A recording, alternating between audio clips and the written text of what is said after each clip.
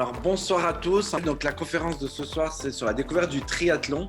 On a l'immense plaisir de recevoir Christophe Parent, le coach et ancien président du Tri Club de Genève, ainsi que Thomas Heuwiller, le champion que tout le monde connaît. Donc je vais commencer avec Christophe. Première question assez simple, je vais te demander de te présenter. Écoute, Christophe Parent, je suis un ancien athlète international en triathlon et je coach en triathlon depuis, on va dire, 26 ans maintenant. Ça fait un peu plus d'un quart de siècle. Donc, j'ai vu passer quelques méthodes, j'ai pris quelques reculs par rapport à certaines choses aussi, vu que ça a bien évolué aussi en matière de technique d'entraînement. Donc voilà, je m'occupe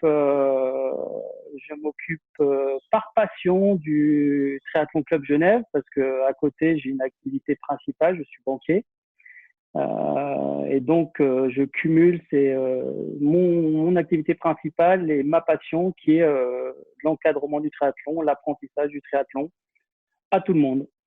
Voilà. Merci pour cette première introduction. La question qui brûle sur toutes les lèvres, mais qu'est-ce que c'est le triathlon? Est-ce que tu peux nous définir quelle est cette discipline, le triathlon? Discipline, donc le triathlon, c'est l'un des sports le plus complet qui existe. Je ne vais pas te dire autre chose.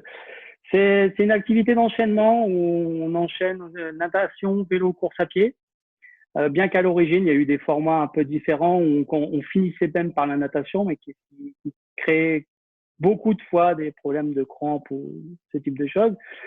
Mais donc, c'est vraiment l'enchaînement. C'est un sport d'enchaînement de 3 disciplines très complètes et complémentaires qui, au travers de l'entraînement, en fait, on arrive avec une notion de transfert de potentiel à optimiser dans chaque discipline. Parce que, bien évidemment, il n'est pas évident de s'entraîner, je dirais, à fond dans chaque discipline. On va pas faire un entraînement de nageur, on va pas faire un entraînement de cycliste, on va pas faire un entraînement de coureur, on va faire un entraînement de triathlète.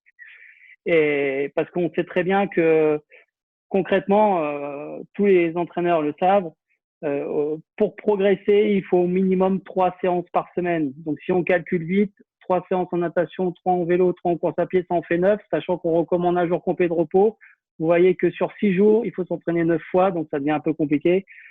Donc il faut s'organiser pour pouvoir s'entraîner avec je dirais des cycles. On privilégie une activité plutôt qu'une autre et ainsi de suite. Et c'est comme ça qu'on arrive à progresser, tout simplement. C'est très intéressant, ça en vient même à la question suivante sur qu'est-ce qu'est le coaching de triathlon. Tu as parlé de cycles, tu as parlé de différentes disciplines. Comment on peut dire, comment tu organises par exemple de façon générale un entraînement? Est-ce que tu vas te dédier d'abord sur le vélo, puis pour ensuite suivre? Qu'est-ce qu'est les particularités du coach de triathlon? Comment tu t'organises? Alors, la particularité du coach du triathlon, c'est qu'il n'a pas qu'une seule discipline à entraîner, mais je dirais, il a 3 disciplines, voire 4, que la préparation physique derrière est aussi importante en termes de maintien du corps, en termes de stabilité du corps. Donc, je dirais, comme je dis toujours à tous les entraîneurs que j'ai pu former et tous les entraîneurs que je forme encore actuellement, c'est que pour moi, un bon entraîneur, c'est celui qui se pose des questions. C'est pas celui qui a toutes les réponses, parce qu'on les a pas toutes. C'est celui qui se pose des questions. Et ça serait tellement simple de pouvoir appliquer des méthodes toutes faites qui existent sur Internet ou dans les bouquins pour réussir. C'est faux. Dans la mesure où, oui, ça marche pour tel individu, non, ça marche pas pour tel individu. Il faut toujours être capable de s'adapter au moment présent à l'athlète. Et ça dépend. Je dirais, l'athlète n'est pas toujours à 100% de sa forme. Il y a énormément de facteurs externes qui interviennent, aussi bien émotionnels que physiques, que la fatigue, le travail. Voilà. Et ça, c'est une prise en compte qui est nécessaire pour pouvoir coacher en triathlon. Très bien. Je vois sur ton t-shirt qu'il y a marqué coach, mais je vois aussi qu'il y a marqué triathlon de Genève. Donc, je suppose que tu fais partie du triathlon club de Genève. Est-ce que tu veux nous dire quelques mots sur le triathlon club de Genève? Alors oui, bah écoute, le Triathlon Club Genève, en quelques mots, pour y avoir été coach, directeur technique, président et maintenant directeur général, directeur sportif. Donc c'est un club que je connais très très bien, on va dire, depuis une vingtaine d'années maintenant. Donc c'est un club qui représente à peu près 300 membres. C'est le plus gros club de Suisse. On offre une prestation en fait énorme parce qu'en termes de potentialité d'entraînement pour 50 francs par mois, qui est la cotisation, hein, ça représente 50 francs par mois. On a une possibilité de s'entraîner au moins 18 fois par semaine en natation. Donc je dis pas qu'il faut s'entraîner 18 fois par semaine en natation, mais je dis qu'on a une ouverture pour s'entraîner 18 fois par semaine en natation, par exemple, qui est la plus grosse difficulté pour les clubs, c'est d'avoir des créneaux de natation pour s'entraîner. Parce qu'en vélo, on va sur les routes, c'est assez libre. Course à pied, on peut s'entraîner un peu partout, c'est assez libre. Mais les créneaux de natation, c'est assez compliqué. Et là, je veux dire, celui qui n'arrive pas à nager avec notre club, c'est qu'il veut pas nager tout simplement. Donc oui, c'est le plus gros club de Suisse, c'est une machine de guerre. J'ai la chance d'avoir 12 coachs qui travaillent avec moi sur ce projet du Triathlon Club Genève. Tous des coachs qui ont été formés, qui sont diplômés, qui sont professionnels. Et je dirais le leitmotiv du Triathlon Club Genève, c'est de rendre le triathlon accessible à tous. Quel que soit le niveau de départ, quelle que soit l'envie, quel que soit l'objectif, il y a de la place pour tout le monde. Du débutant au champion, on a Thomas dans nos effectifs, mais on a aussi des débutants, des gens qui ne savent même pas nager, qui viennent, qui se lancent des défis, et nous, on se trouve ça génial. Et moi, je prends énormément de plaisir à amener des débutants à faire leur premier triathlon et voir l'expression dans leur visage et limite les larmes aux yeux qu'ils ont, c'est ce qui me comble le plus dans cette passion, en fait. Très bien, je te remercie, Christophe. Je vais avoir une question ensuite sur les bases vraiment nécessaires pour le triathlon, mais j'ai d'abord une question sur. On parle de triathlon, mais j'ai cru comprendre qu'il y a différents formats ou différentes épreuves. Est-ce que tu peux m'en dire plus sur les formats du triathlon? Alors oui, alors les triathlons, il a évolué dans le temps. Et il y a vraiment des formats qui justement permettent à tout le monde, en fonction des objectifs et du temps qu'il veut consacrer aussi à s'entraîner, parce qu'on prépare pas un Ironman comme on prépare une distance très courte. Donc en termes de format, on a des distances qu'on appelle XS. C'est des distances de découverte. Alors les distances peuvent être variables, mais ça va de 250 à 400 mètres en natation, 10 km en vélo et 2,5 km en course à pied. Ensuite, nous avons des distances S, qui sont qu'on appelle des distances sprint, qui sont très formalisées avec 750 mètres de natation, 20 km de vélo et 5 km de course à pied. Ensuite, nous avons des distances M, comme ou CD, courte distance, où c'est une distance qu'on appelait à l'époque la distance olympique, qui représente 1500 mètres de natation, 40 km de vélo et 10 km de course à pied. Et ensuite, il y a la distance Ironman qui est bien connue dans le monde entier, hein, qui est je dirais, une distance mythique qui est 3 km 8 en natation, 180 km en vélo et on finit par un marathon en course à pied. Et là, se développe depuis, je dirais, une dizaine d'années le Half Ironman, qu'on appelle le 70.3, qui est pour moi un format assez intéressant parce que on s'entraîne pas pour un Ironman, on s'entraîne pas pour un courte distance, mais c'est une distance qui est pour moi est très populaire. Je la trouve vraiment géniale, cette distance. Donc c'est la moitié d'un Ironman en fait. Donc c'est 1,9 km en natation, c'est 90 km en vélo et c'est 21 km en course à pied, un Ironman. Voilà à peu près les distances. Après, il existe des distances plus folkloriques ou c'est des ultra Ironman, mais ça, je vais pas rentrer dedans parce que c'est vraiment hors norme et c'est vraiment pour un public très particulier. Bah, justement, en parlant de public, tu as parlé tout à l'heure des distances qui deviennent de plus en plus populaires comme l'Ironman. Quels seraient les conseils d'un coach, on va dire, à deux profils de personnes? Un complet débutant qui vient, alors on va dire un enfant peut-être, et une personne qui a quand même un passé sportif d'entre 5 et 10 ans, qui a toujours couru, un coureur populaire, on va dire standard, 40 ans, qui a couru depuis 10 ans. Voilà. Quels seraient les conseils pour aborder une distance triathlon ou même le 70.3, l'Ironman? Alors, c'est deux publics différents, mais en général, par expérience, au bout d'un quart de siècle d'entraînement, on se rend compte que le problème majoritaire pour un triathlète novice, dans la majorité des cas, c'est la natation. C'est la natation. Et je dirais qu'il ait un passé de sportif, que ce soit en course à pied ou en volleyball ou en football ou j'en sais rien, ou peu importe le sport où il a quand même des facilités d'origine, ça n'empêche pas qu'il faudra continuer à le travailler. Ça, c'est sûr. Mais quand il vient, je dirais vraiment le conseil que je peux lui donner, mais quand il vient pour s'entraîner en triathlon, il vient avec son cœur et ses poumons et il laisse pas le cœur et les poumons au vestiaire. C'est-à-dire que la natation, pour lui, c'est 95% de la technique. Il doit travailler de la technique et qui valorise le cardiaque sur d'autres activités, ça c'est sûr. Il y a une notion de transfert entre activités. Même s'il faut adapter à la natation qui est plus sur les membres inférieurs par rapport aux autres disciplines, même si il y a un problème de respiration à contrôler. La natation, c'est vraiment le point clé. C'est pas forcément pour sortir plus vite de l'eau, c'est surtout pour sortir moins fatigué de l'eau. Parce que la natation, proportionnellement, est une partie du triathlon qui prend le moins de temps, mais c'est celle qui coûte le plus d'énergie, quelque part. Donc ça, c'est un premier conseil. Après, le deuxième conseil que je donnerais, c'est de surtout pas vouloir s'emballer. Parce qu'on voit souvent des nouveaux arriver au club, ils sont hyper motivés, et puis ça enchaîne les entraînements, et ça en fait 2 par jour et tout ça. Et nous, on leur dit, attention, votre corps est pas habitué, il faut un temps d'adaptation. Donc, c'est y aller progressivement. C'est pas vouloir faire 3 séances par activité par semaine, non. C'est vraiment y aller progressivement en essayant de bien planifier les choses. Très bien. Une dernière question avant de donner la parole à Thomas.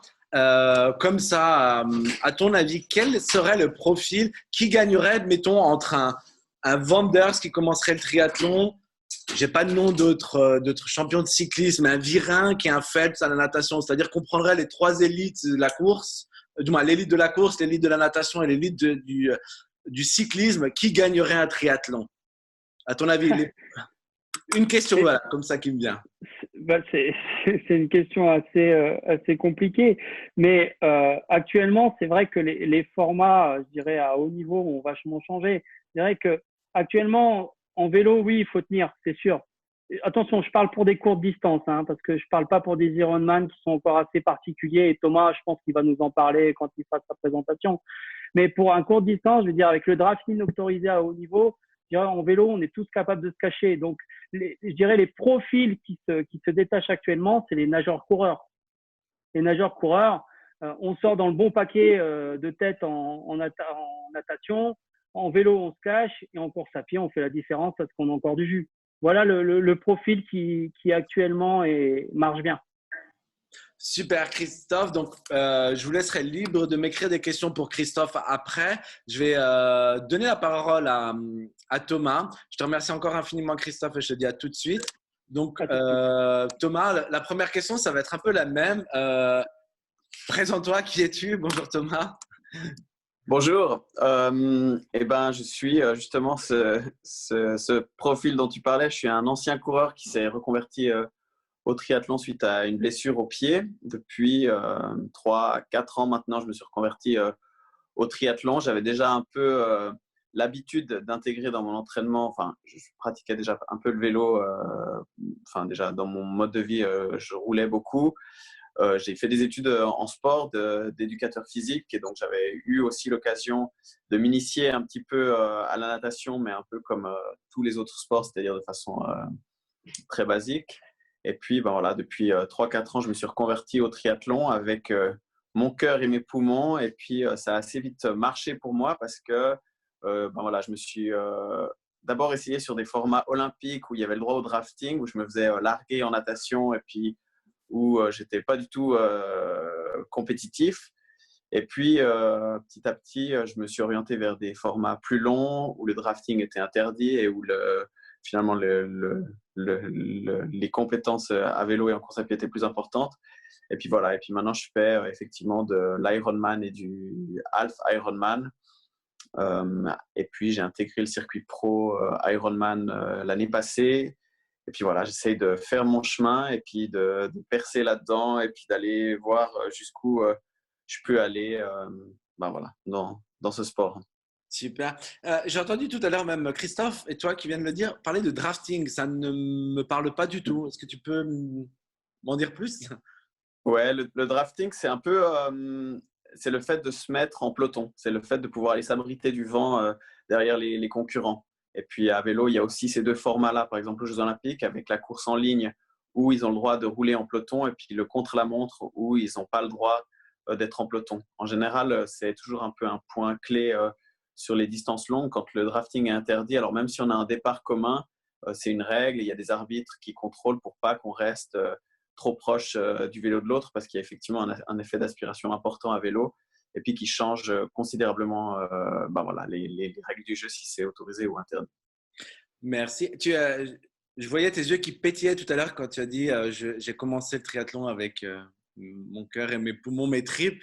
Quel est déjà ça fait 3-4 ans, tu as dit, quel est ton plus beau souvenir, ta plus belle victoire ou ce qui te marque déjà le plus dans ta carrière de sportif de haut niveau au triathlon? Alors, je crois que le souvenir le plus marquant, ça a été la première fois que j'ai participé à un half Ironman où je me voyais pas du tout compétitif ou disons, j'avais aucune attente spécifique. Et puis effectivement, il n'y a pas de drafting. Et donc, au fil de la course, j'ai pris la mesure voilà, du potentiel que j'avais en rattrapant les concurrents un peu un à un sur le vélo et puis la course à pied. Puis à la fin, j'ai fini deuxième de cette course à 1 seconde du premier. Puis ça, c'était un peu un moment marquant qui a été décisif pour moi pour vraiment continuer dans le triathlon, où je me suis dit, bon, en fait, il y a peut-être quelque chose à faire dans ce domaine-là. Et puis après, c'est d'avoir pu confirmer les années suivantes en m'entraînant plus sérieusement au club de Genève, etc. et en progressant notamment en natation. Et puis, c'est d'avoir remporté le format half l'année passée au triathlon de Genève et puis également le format olympique l'année précédente dans ce même triathlon de Genève. Super. On a parlé tout à l'heure des différents profils de coureurs qui sembleraient se dégager, les nageurs-coureurs. Toi, quel est ton profil et quel est ton sport préféré parmi les trois? Moi, j'ai un peu la chance de devenir de plus en plus fort au fil du triathlon. C'est-à-dire que je suis un mauvais nageur. Après, c'est relatif, mais je suis plutôt un mauvais nageur. Je suis assez bon à vélo, surtout quand ça grimpe, parce que je suis léger. Et puis, je suis un très bon coureur, je pense. Et ouais, en course à pied, même au niveau international, j'arrive vraiment à tirer mon épingle du jeu. Sur des parcours vallonnés aussi à vélo, je m'en sors très bien. Mais voilà, j'ai cette grande faiblesse qu'est la natation. Et voilà, qui est assez stimulant en fait dans un format Ironman parce que je fais que de remonter. Du coup, je suis dans une espèce de course-poursuite, en tout cas dans les courses internationales, qui est assez intéressante pour la motivation. Justement, comment tu planifies ta course? Est-ce que tu te dis, je me lance, je garde des forces pour certaines disciplines ou tu sais que tu as un peu plus de chance? Est-ce que tu étudies le profil? Comment ça se planifie tout simplement et comment tu planifies une course en triathlon? Alors bon, moi j'ai 3 ans d'expérience, 3 ans et demi d'expérience, donc c'est assez restreint par rapport à d'autres de mes concurrents qui ont fait un peu toute leur gamme dans ce sport-là. Mais je dois dire qu'en natation, mon objectif c'est de perdre un minimum de temps. Et donc en général, je ne fais pas trop de calculs et j'essaie vraiment d'y aller à fond pour rester dans le jeu et puis pouvoir sortir de l'eau en ayant quand même le moral. Parce que ça m'est arrivé de sortir de l'eau en étant tellement loin des autres que je me démobilisais. Et puis après, ouais, en fait, c'est assez difficile. Après, à vélo, j'essaye un peu de gérer, mais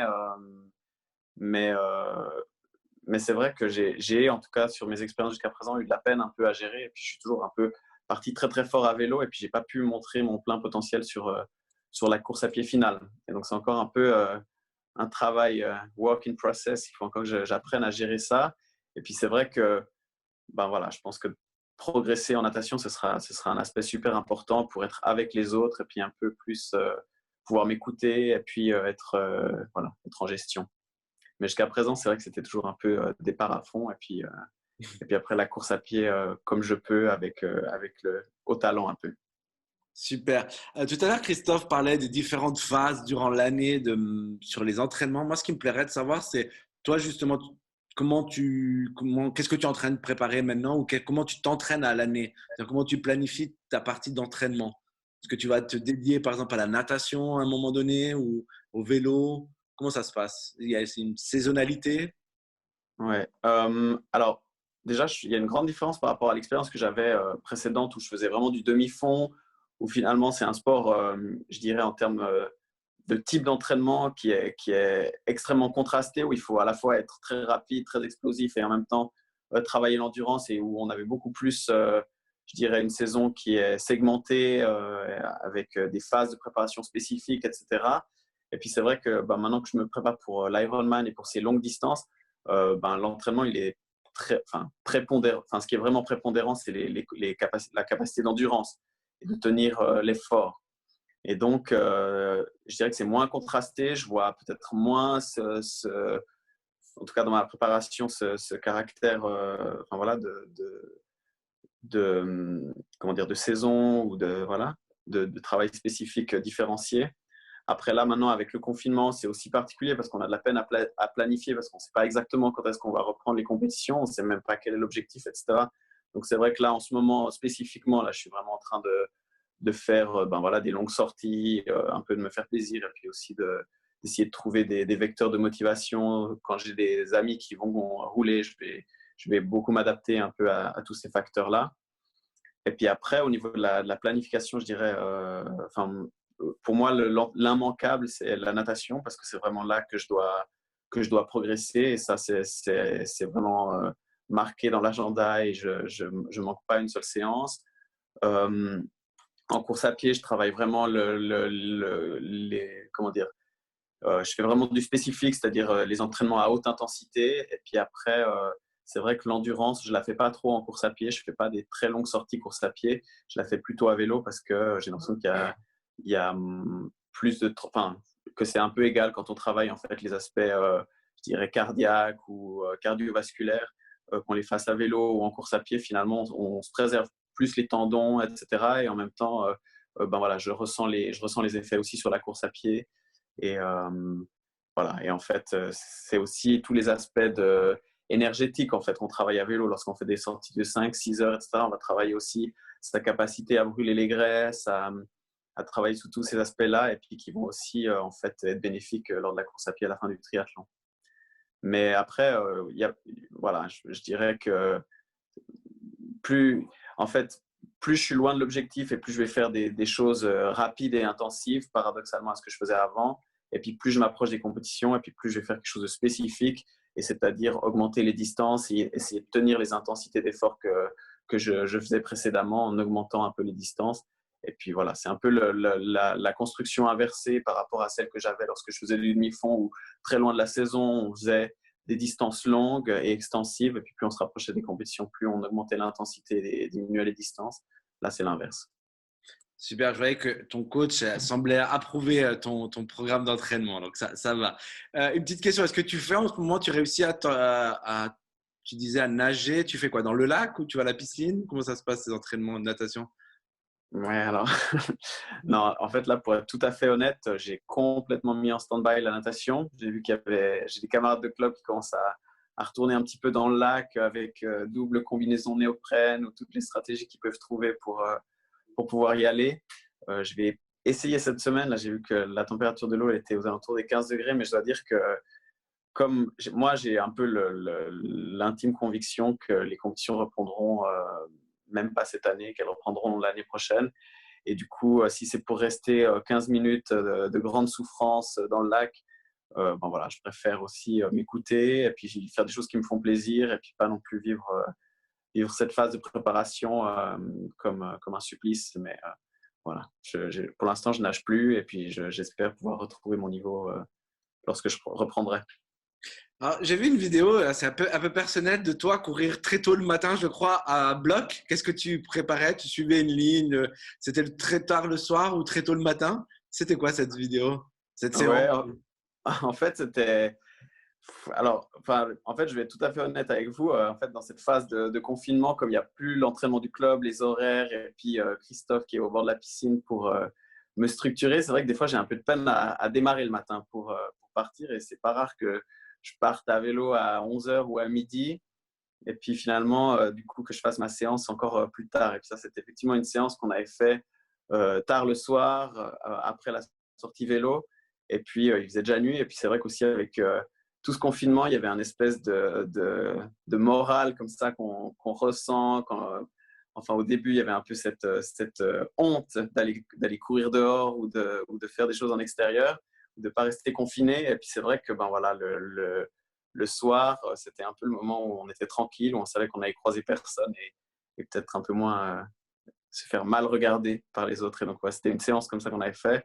Et puis, mon camarade d'entraînement, Vincent, il me suivait en voiture justement sur ces séances de 1000 mètres. Alors, on s'est dit, il faut qu'on partage un petit peu C'est aussi un peu le sentiment qu'on a là. C'est un peu libérateur. On transgresse un peu tous les codes habituels de l'entraînement. Et puis voilà, ça représentait assez bien mon état d'esprit du moment, quoi. C'est de faire des choses un peu dingues et puis de se faire plaisir. Très bien. Il y a déjà plusieurs questions en stand-by, mais moi j'en ai une question. On a parlé beaucoup d'entraînement. Niveau technique, je vois que tu portes qu'il y a un vélo derrière toi, mais ça me vient la question de savoir, est-ce qu'entre deux coureurs, est-ce que l'aspect technique, la différence technique est importante, c'est-à-dire entre un vélo très haut de gamme et un coureur qui a un vélo un peu moins haut de gamme, comment ça se passe? Est-ce que vous avez tous les mêmes vélos? Est-ce qu'on vous donne des vélos? Comment ça se passe? Le marché du vélo, il est quand même assez serré, j'ai l'impression, et c'est assez difficile d'obtenir des sponsors. Moi, j'ai un partenariat avec Cycle Performance à Carouge qui m'aide surtout sur les aspects de la réparation et puis les aspects techniques, etc. Après, pour obtenir vraiment le matériel, c'est difficile et c'est vrai que c'est du matériel qui coûte assez cher. Moi, j'ai pris le parti déjà d'avoir le même vélo déjà depuis 4 ans. Il y a beaucoup de gens qui changent régulièrement de vélo. Et je pense que c'est un aspect qui est souvent surévalué. C'est-à-dire qu'en réalité, lorsque le cadre est en carbone, à mon avis, tous les vélos en carbone se valent dès le moment que c'est un peu du haut de gamme. Il y en a qui vont aller équiper leur vélo avec les composantes super high-tech qui font exploser les prix du vélo. Alors, c'est cher, hein. Il faut compter, je sais pas, 5 000 – 6 000 francs pour avoir un bon vélo de compétition avec je dirais, pour pas être handicapé en fait par le vélo. Mais oui, globalement, on a tous à peu près le même vélo dès qu'on s'est investi là-dedans et puis qu'on a décidé d'acheter un vélo contre la montre en carbone. Voilà, c'est pas ça à mon avis qui fait la différence, contrairement à ce que beaucoup de gens pensent. Il faut toujours pousser sur les jambes, hein. La base du moteur, c'est le cœur et les poumons, hein. Après, c'est sûr que le matériel peut jouer quand même, mais je dirais l'outil principal à travailler, c'est quand même la bête qui est dessus, quoi. J'imagine, oui. Et puis, j'imagine. Je vais juste revenir une dernière fois sur Thomas pour une dernière question, puis ensuite, je vais vous poser les différentes questions à nos spectateurs. Thomas, justement, c'était la question que j'avais passée à Christophe sur les bases du triathlon. Moi, je te poserai une question pour un débutant. Quels seraient tes conseils comme ça? Ton petit frère qui vient de voir, je veux faire comme toi. Qu'est-ce que tu lui dirais? Mais je trouve que la réponse de Christophe était pertinente. C'est qu'en fait, il faut voir un peu. Le triathlon, c'est un sport de compromis, en fait. Et il faut essayer de bosser ses points faibles pour pas. Voilà, pour essayer d'obtenir le meilleur résultat possible. Et puis, c'est vrai que la natation, ça prend beaucoup de temps, mais ça fatigue pas beaucoup. Donc, je dirais de consacrer beaucoup de temps à la natation, c'est pas mal. Je trouve que l'entraînement de natation, il se combine très bien dans une journée avec un autre entraînement. En général, sur le plan, je sais pas, cardiovasculaire ou comme ça, je me sens rarement fatigué ou même musculairement, je me sens rarement, comment dire, Ça, c'est noté, ça. Non, mais j'arrive assez bien à enchaîner en fait la natation avec un autre sport. Et puis après, voilà, moi je trouve que la course à pied, c'est l'économie de course, c'est un aspect super important. Donc de travailler des séances intensives, de travailler à haute vitesse, ça me paraît important. L'entraînement d'intervalle en course à pied, c'est très efficace. Et puis après, à vélo, de faire vraiment des sorties longues, c'est ce qui me semble le plus pertinent. Comme ça, c'est un peu le conseil que je donnerais. Beaucoup nager, faire du vélo à basse intensité, mais des longues sorties, et puis la course à pied à haute intensité par intervalle. Super. Et alors, malheureusement, le triathlon de Genève est annulé, reporté cette année. Quel est ton prochain objectif, du coup? Je suis vraiment dans l'inconnu. Alors, on va voir. Moi, je sélectionne vraiment mes courses maintenant sur la base de mes compétences. C'est-à-dire, j'essaie de trouver des longues distances, c'est-à-dire Alpha Ironman ou Ironman, qui sont vallonnées parce que je tire bénéfice en fait de mon poids léger dans les montées. Et puis voilà. Puis je cours toujours cette course à Genève, donc ça, ce sera certainement mon objectif pour 2021. Et puis entre-temps, on verra un petit peu comment les choses évoluent. Mais ce sera ça qui va orienter mon choix dès qu'on pourra recourir. Très bien. Bah, écoute, je te remercie déjà pour ces premières réponses. Je vais switcher avec Christophe. J'ai une question sur de la part de nos spectateurs concernant la proportion d'entraînement, la proportion hebdomadaire, donc d'heures hebdomadaires, c'est-à-dire combien représente chaque sport approximativement. Tu avais évoqué un peu, mais dans le détail. On va dire un coureur comme Thomas et un coureur populaire. Comme ça nous permet d'avoir un petit peu un… Ouais, voilà, c'est ça. Après, ça, tout dépend. Je dirais que pour un débutant, s'il arrive, alors progressivement, hein, je pèse vraiment mes mots parce que ça, c'est important, arriver à entre 5 et 6 heures d'entraînement par semaine pour un début, c'est déjà pas mal. Après, il faut un temps d'adaptation pendant 1, 2, voire 3 mois à je dirais, cette fréquence d'entraînement. Après, on peut monter facilement à 8 heures ou 10 heures. Ça, c'est facilement faisable. Donc, ça reste vraiment accessible à tout le monde à ce niveau-là. Par contre, une personne comme Thomas, s'il a passé 25 heures par semaine, il n'a pas eu son biscuit, quoi. Donc, au bout d'un moment, faut leur donner. Donc, tout dépend de l'objectif aussi, et tout dépend ce qu'on cherche. Après, ça dépend des cycles aussi. Il y a des cycles. Je dirais qu'en hiver, on va moins faire des longues sorties en vélo, par exemple, qui prennent beaucoup de temps. Ça va être peut-être plus du spinning je dirais, en salle de fitness, ou ça va être plus ce type de choses. Donc, en termes de temps dans la semaine, ça prend moins de temps que lorsqu'on va pouvoir sortir le vélo au beau jour et on va se faire des sorties de 4-5 heures. Et encore, c'est pareil. Je dirais, une personne qui prépare des courtes distances, pas tellement utile qu'il fasse des sorties de 5-6 heures. Ça lui servira à rien, à part s'occuper la tête ou quelque chose. Mais s'il se cantonne à 2 ou 3 heures de vélo maxi, c'est déjà pas mal. C'est déjà pas mal en termes d'endurance. Donc, oui. Ça peut varier en fonction de l'objectif et de la personne, et puis surtout de la disponibilité. Des professionnels ou des semi-professionnels comme Thomas, parce que Thomas travaille à côté, voilà, ils ont plus de temps. Maintenant, je dirais le monsieur et madame tout le monde travaillent à côté à sa vie de famille, et donc faut s'organiser. Donc, et en plus de ces trois, alors je te remercie déjà pour ces réponses. En plus de ces trois, on va dire, entraînements spécifiques, donc natation, course, vélo, je pense qu'il doit y avoir aussi un travail de musculation. Quelle est la part de préparation physique générale, de musculation là-dedans? Qu'est-ce que ça représente et quels sont les types d'exercices recommandés? L'explosivité plutôt que dans un premier temps, la musculation, je la laisserais vraiment de côté pour les débutants. Faut surtout comprendre, c'est la notion de stabilisation, ce qu'on appelait vulgairement le gainage. La stabilisation est essentielle sur les différentes charnières du corps.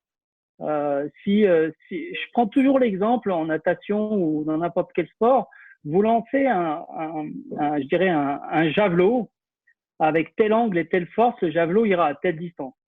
Vous lancez une corde avec le même angle et la même force que le javelot, on est tous d'accord que la corde ira beaucoup moins loin que le javelot. Pourquoi? Parce que la corde n'est pas stabilisée, la corde n'est pas gainée et elle absorbe l'énergie qu'on lui a donnée au départ. Eh ben, le corps, c'est pareil. Vous avez beau avoir des jambes super puissantes, si vous avez un bassin qui part dans tous les sens et le buste qui part dans tous les sens, ben, ça sert à rien. Et inversement, c'est pareil. Donc, je dirais, avant tout, en termes de préparation physique, c'est vraiment la stabilisation, le gainage. Très bien. Ça, c'est essentiel. Et ça, c'est pas forcément, je dirais, c'est pas forcément quelque chose à faire en cycle. Ça peut être tout au long de l'année. Tout au long de l'année. La stabilisation, la proprioception, ça peut se faire toute l'année. Ça. Alors que la musculation proprement dite, pour gagner de l'explosivité ou de la puissance, ça peut être des cycles bien particuliers, mais toujours associés à une discipline spécifique. Parfait. Et j'ai une personne qui est très intéressée, qui est on va dire un débutant de 60 ans qui aimerait faire son premier triathlon version S, je pense, pour 2021. Comment il pourrait commencer à se préparer aujourd'hui? Il a besoin de cours de natation. Ça semblerait son point faible. Alors, s'il a besoin de cours de natation, il faut qu'il aille voir les écoles de natation pour lui apprendre à nager. Bien qu'au sein du club, on a des personnes qui sont arrivées sans savoir nager et on leur donne pas des cours de natation, on leur donne des entraînements de natation et on les intègre parce que je dirais tout le monde a sa place au sein du Triathlon Club Genève et chaque entraîneur est capable d'adapter ses séances et faire une séance spécifique pour une personne qui est dans la même ligne que les autres, c'est pas un problème. On adapte et on lui fait une séance spécifique, un entraînement beaucoup plus technique que les autres, et au fur et à mesure, il va apprendre. C'est clair. Très bien. La précision, c'est de savoir nager, mais est-ce qu'il y a une nage particulière pour le triathlon? Est-ce qu'on nage en eau vive de la même manière que dans une piscine? Je veux dire, quand on se lance dans le lac, est-ce que c'est la même chose? Ou plutôt dans Non. le débutant en natation? Non, en fait, non. Je dirais la nage privilégiée, c'est le crawl, bien sûr, parce que c'est la nage la plus rapide, mais c'est celle qui pose aussi beaucoup de problèmes de respiration, ce qui est le problème je dirais 100% des nageurs, que ce soit des débutants ou des plus confirmés. Le travail de la respiration est un travail constant. Parce que on a une respiration qui n'est pas innée. On est né sur Terre depuis qu'on est bébé. On n'a pas de difficulté à respirer entre guillemets, si on n'a pas de maladie, bien sûr. Hein. Ça se fait naturellement et de façon, je dirais, automatique. Sauf que en natation, on est obligé d'avoir une respiration mécanique qu'il faut caler dans une coordination de mouvement. Et c'est là qu'il faut travailler en fait. Et en plus, on doit avoir une expiration forcée parce que la résistance de l'eau est beaucoup plus dense que la résistance de l'air. Donc, il y a tout ça qu'il faut qu'il s'adapte. Donc, tous les muscles intercostaux, le diaphragme, tous les muscles de la respiration doivent aussi se renforcer au fur et à mesure pour avoir une respiration beaucoup plus aisée en natation. Et je prends toujours l'exemple, et pour moi, c'est essentiel de travailler la respiration en natation dans la mesure où humainement, on ne peut pas demander à un nageur débutant de se concentrer sur tel mouvement technique ou placer sa main de telle façon ou secouer de telle façon si la première chose qu'il pense, c'est respirer pour sauver sa peau. Tout à l'heure, on a parlé du matériel, Thomas. Tu as parlé des matériels pour les personnes qui sont professionnelles comme toi, qui ont des matériels de pointe. Quelles peuvent être pour les vélos notamment une gamme pour commencer, que ce soit une gamme de prix ou de matériaux? Qu'est-ce que tu conseillerais? J'ai une personne qui est intéressée à débuter. Voilà, pour commencer, qu'est-ce qui pourrait être préconisé? Moi, je pense que ce qui est vraiment déterminant maintenant dans la technologie qu'on a aujourd'hui, c'est clairement d'acheter un vélo tout carbone. Et puis un vélo tout carbone, ça représente un minimum de, je sais pas, de 2500 francs. Et puis après, maintenant, il y a un peu Shimano qui a pris le monopole sur toutes les composantes, etc. Je ne pense pas qu'il faille prendre le tout haut de gamme, tout carbone, du race, comme ça. Je pense que si on reste sur des choses un peu de milieu de gamme, on aura le même rendement et puis on va pas voir la différence. Et voilà, acheter aussi un vélo de course avec des roues étroites, c'est-à-dire avec, comment dire, un vélo de route vraiment destiné à ça, ça me semble important. Et puis après, le jour de la compétition, le plus qui me semble aussi nécessaire, c'est de mettre des prolongateurs qui permettent vraiment de diminuer la résistance à l'air. Donc, moi, si je commençais le triathlon maintenant, le conseil pour avoir un seul vélo qu'on puisse utiliser à l'entraînement et de façon très polyvalente, c'est d'acheter un vélo de route standard, tout carbone, aux alentours des 2500-3000 francs, avec des composantes de milieu de gamme, et puis de rajouter des prolongateurs pour pouvoir être plus aérodynamique. Et puis l'indispensable vraiment, c'est de tout de suite s'habituer avec les pédales comment dire, qui se clipsent aux chaussures pour pouvoir avoir davantage de rendement. Ça, c'est aussi un aspect hyper important.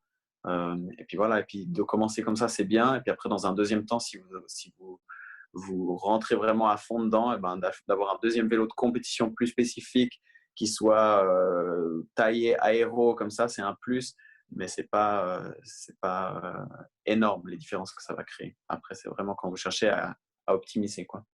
J'ai un VTT. Est-ce que je peux l'utiliser lors d'une course à triathlon? Est-ce que j'ai le droit déjà? Alors, tu as le droit, mais tu vas perdre énormément de temps.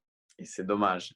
Et même si tu n'as jamais eu l'occasion de rouler sur un vélo de route, le conseil que je te donnerais, c'est que tu vas pouvoir t'entraîner, tu vas pouvoir travailler physiquement de la même façon que sur n'importe quel autre vélo sur ton VTT, ça va être très bien.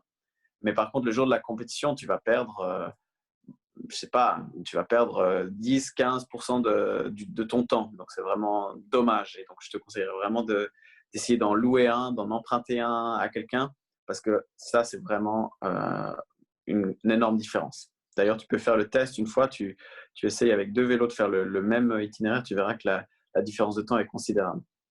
Bah, très bien, ça m'en vient à la question suivante, c'est-à-dire on parle de matériel, on parle de gain de temps. Comment se passent les changements de tenue? C'est-à-dire tu sors de l'eau, comment ça se passe? Comment ça se passe et quels seraient tes conseils pour gagner le plus de temps et comment tu fais toi? Trois Bah, questions en un, comme le triathlon. ouais, ouais.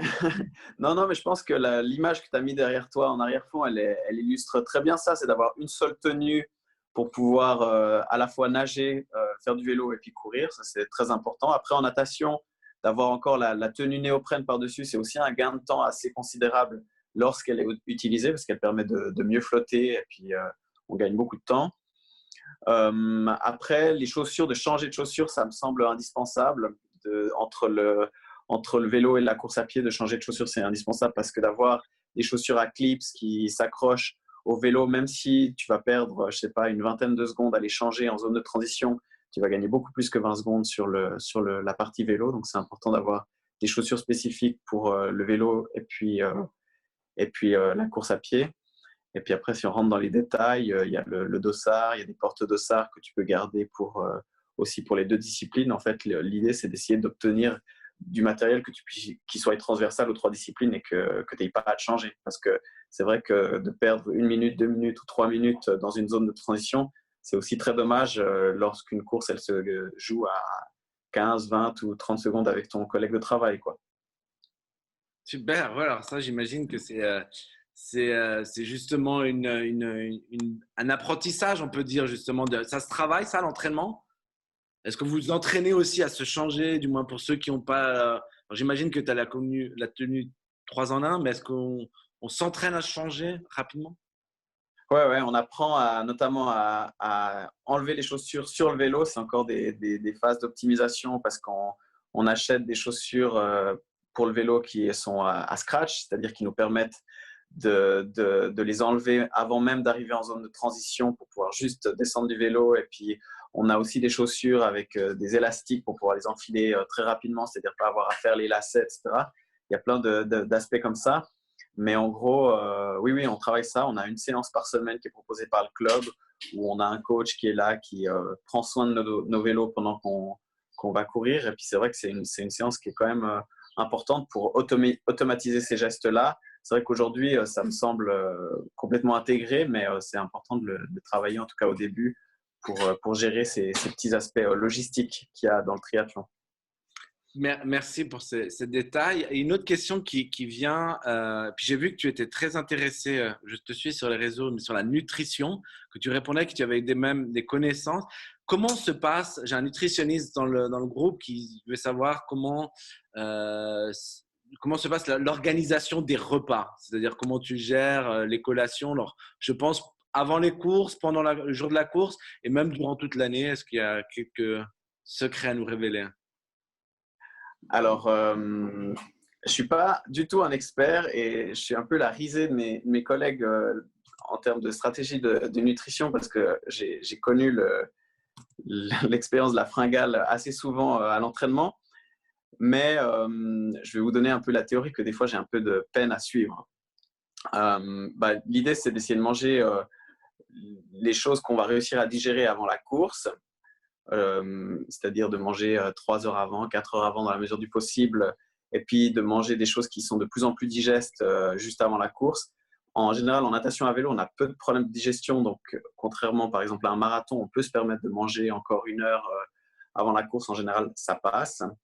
On va aussi avoir des stratégies de nutrition pendant la course, où on va essayer d'amener un apport glucidique le plus possible dans la mesure de ce qu'on peut digérer, en tout cas sur le vélo, pour pouvoir commencer la course à pied avec les réserves à bloc. Et puis ça, c'est quelque chose qui s'entraîne à l'entraînement et puis que moi, j'ai un peu de peine des fois à entraîner de façon très rigoureuse à l'entraînement. D'habituer aussi son intestin et puis la digestion à cet apport glucidique aussi à l'entraînement. Après, il y a un peu deux injonctions paradoxales. C'est qu'il faut à la fois entraîner son estomac à digérer un maximum de sucre, mais il faut aussi arriver à entraîner son corps à utiliser un maximum de graisse, c'est-à-dire à fonctionner de façon autonome et puis sans trop lui amener des sucres. Alors, on essaye aussi de faire des entraînements où on va jouer un peu avec ses limites et puis et puis essayer ben voilà, de travailler aussi à des intensités qui permettent au corps ben voilà, d'utiliser ses réserves de graisse plutôt que de devoir toujours se nourrir sur le vélo. Mais voilà, c'est un peu un savant mélange à gérer et puis aussi un peu à planifier. Et puis voilà. Puis après, en termes de nutrition générale, moi, je préconise rien de particulier par rapport à ce qui est dit pour une alimentation saine et équilibrée, disons, le reste du temps. Et ben, voilà, c'est très important de manger sainement, de prendre des produits qui soient non transformés, etc. Enfin, les mêmes injonctions qu'on a pour n'importe qui.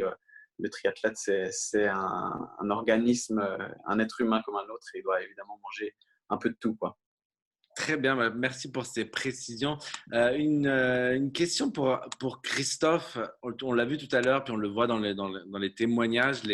Le triathlète, c'est vraiment un sportif complet qui doit avec beaucoup de transitions, beaucoup de minutie. Est-ce que entraîner un triathlète de haut niveau, est-ce que c'est un des métiers les plus difficiles dans le monde du coaching? Est-ce que tu connais d'autres sports qui sont aussi particuliers que peut être le triathlon, qui est en fait 3 en 1? De toute façon, par définition, un athlète de haut niveau est casse-pied. Il est très exigeant et je dirais il pousse les codes dans ses derniers retranchements, et c'est ce qui est aussi génial, hein. Donc oui, c'est compliqué d'entraîner un athlète de haut niveau, sachant que moi j'ai la chance de pouvoir entraîner Thomas et sur la partie natation, hein, parce que Thomas gère sa partie vélo et course à pied. Et donc, les discussions sont importantes pour travailler ensemble, sachant que la majorité je dirais des athlètes de haut niveau ont quand même un vécu, ont un ressenti, et c'est important de travailler avec leur feeling et leur retour de sensation. Donc, pour répondre à ta question, oui, c'est compliqué de travailler avec des athlètes de haut niveau, oui. Et on a parlé de nutrition, merci. Alors, on a parlé de nutrition. Est-ce que tu as une information concernant, du moins, est-ce qu'il y a une préconisation, un usage du fasting lors des préparations? Donc, être à jeun lors des préparations, est-ce que c'est un conseil qui est donné de la part des coachs pour certains athlètes? Écoute, il y a des thèses et des antithèses. Il y a des théories dans tous les sens par rapport à la nutrition et le sport. Je vais pas remettre en cause tout ce qui existe. Je pense qu'il faut essayer. Je pense qu'il faut essayer parce qu'on est tous différents. On a tous, il n'y a pas une recette unique. Il y a des choses qui vont marcher pour les uns, d'autres pas. Moi, je connais des athlètes où certains, je leur demande d'aller courir à jeun le matin, par exemple, et d'autres, je me permettrai certainement pas parce que je sais que c'est pas adapté à leur fonctionnement déjà et à leur physiologie, et puis leur corps ne réclame pas ça. Donc, il y a de tout. Il y a de tout. Je suis pas contre, je suis pas pour. La seule chose où moi je rends attentif, c'est la qualité de l'alimentation, qui est quand même super importante. Et malheureusement, au jour d'aujourd'hui, on sait très bien que par l'industrialisation et la commercialisation de nos grands groupes, je dirais nos produits sont de moins en moins riches, sont de plus en plus pauvres en termes de nutriments. Et prendre des compléments nutritionnels me paraît pour moi, pour les sportifs, indispensable maintenant. Très bien. Parce que de par l'alimentation, je dirais, du 21e siècle, ne remplit plus ses fonctions. On nous dit qu'il faut manger minimum 5 fruits et légumes par jour, mais quand on sait qu'une pomme d'aujourd'hui est 50 fois moins nutritive qu'une pomme il y a 30 ans, est-ce qu'il faut manger 30 fois 5 fruits et légumes par jour, 150 fruits et légumes par jour? C'est la question qu'on peut se poser. Alors, c'est sûr, il y a des sources je dirais, de fruits et de légumes qui sont très riches encore. Et heureusement, on trouve des producteurs qui font attention à tout ça. Mais malheureusement, dans les commerces, la plupart des commerces, c'est compliqué de trouver je dirais une alimentation encore riche dans ses nutriments. Très bien. Donc moi, je préconise de prendre des compléments nutritionnels. Oui. Et pas n'importe lesquels non plus, bien sûr. Hein. Ouais. Il y a des sélections à Justement, faire. comme complément alimentaire, est-ce que dans complément, certains sportifs, à ta connaissance, ou est-ce que dans ce monde du triathlon, il y a le même problème de compléments qui sont illégaux? Donc, on parle clairement de dopage. Est-ce que c'est quelque chose qui touche aussi le milieu du triathlon? On a un peu moins entendu parler, mais est-ce que c'est quelque chose que… Et pourquoi ça ne le toucherait pas? Dire à partir du moment où c'est compliqué d'en parler parce que c'est un sujet tabou et j'ai une certaine conviction en certaines choses et je dérange beaucoup certains athlètes quand j'en parle, mais à la base la machine humaine n'est pas faite pour faire ce qu'on fait en termes je dirais d'intensité je dirais à haut niveau. Alors il y a des athlètes qui arrivent sans certainement. Je veux bien les croire, mais il y a des athlètes qui en ont besoin.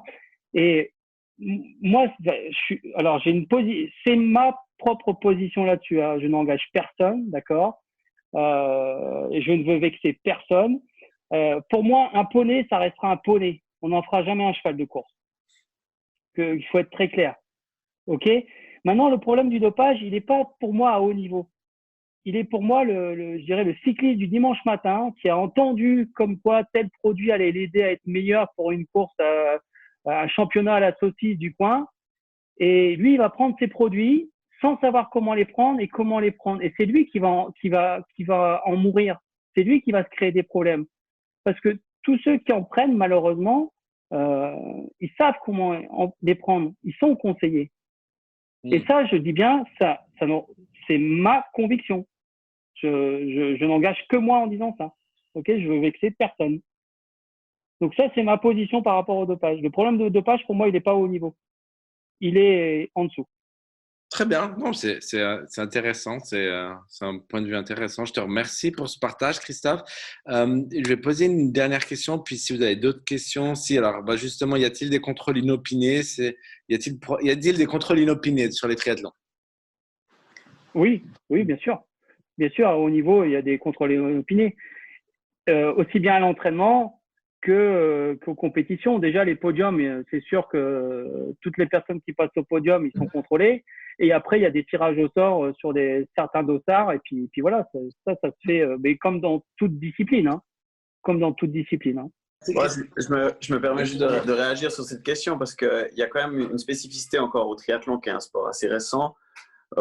Qui est chapeauté en fait souvent par des organisations qui sont privées et puis voilà, où il y a moins de contrôle. Moi, je pense que Ironman effectue moins de contrôle que les sports dits olympiques avec des fédérations internationales. Et puis tout ce que ça engendre. À mon avis, il y a quand même moins de contrôle effectivement sur les triathlons organisés par Ironman ou par Challenge ou comme ça, où il y a toute cette concurrence.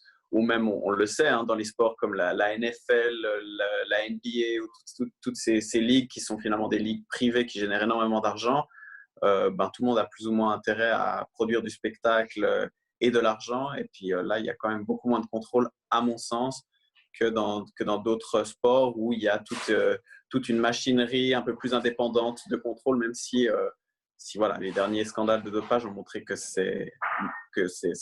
partout il y a du dopage, mais enfin, à mon sens, je pense que dans le triathlon, il y a encore beaucoup de travail à faire. Mais je rejoins la position de Thomas où je pense qu'on a moins de chances de se faire contrôler pour du dopage sur des Ironman que sur des courtes distances qui sont gérées par la Fédération européenne de triathlon ou la Fédération internationale de triathlon. Ça, pour moi, c'est une certitude. Parce qu'il faut du spectacle et plus les athlètes vont vite, au plus c'est du spectacle et au plus ça fait vendre et au plus ça fait rêver. Merci. Et alors, pour rester sur une dernière image, ma dernière question à Thomas, pour rester donc spectacle, mais spectacle panorama, on va rester. Les triathlons se ressemblent pas forcément tous. J'imagine que nager dans le lac, ça doit pas être la même chose que nager dans la mer ou dans une autre partie du monde. Quel est, selon toi, le plus beau triathlon ou Ironman que tu aies fait et celui au monde que tu rêverais de faire, par exemple?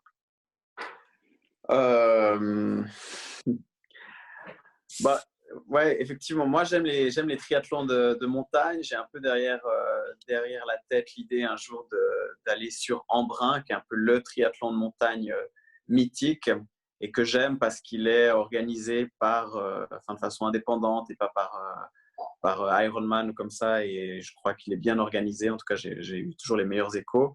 Après, effectivement, le triathlon mythique, c'est la grande finale à Hawaï, à laquelle un peu tous les triathlètes ont envie de participer, en tout cas sur la longue distance. Et puis qui est aussi effectivement quelque chose de dépaysant et puis d'exceptionnel à mon avis. N'hésitez pas à poser des questions à Christophe ou au Triathlon Club de Genève pour vous inscrire dès que ça sera ouvert. Je vous remercie en tout cas à tous pour cette participation. Merci Christophe, merci Thomas. Merci à toi pour cette initiative et puis merci. À bientôt.